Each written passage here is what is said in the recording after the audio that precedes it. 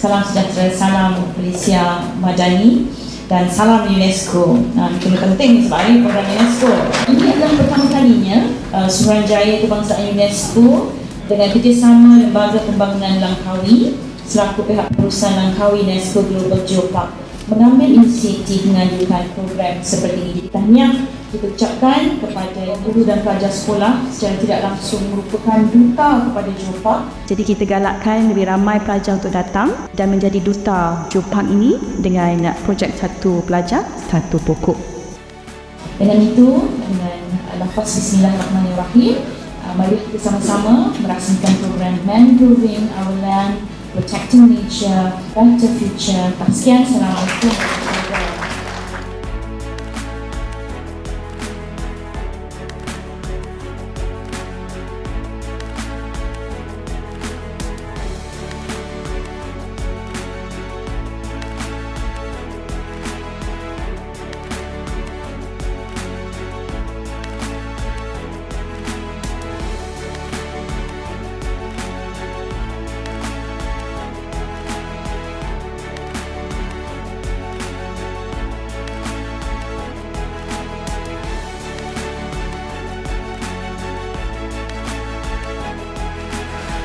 Bismillahirrahmanirrahim. My name is Muhammad Daud Muhammad Arif.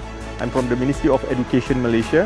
Today we are celebrating UNESCO International Day for Mangrove Conservation, and we are working very closely with students to preserve the mangrove conservation and ensure that students become the advocates for environmental conservation through mangrove replanting.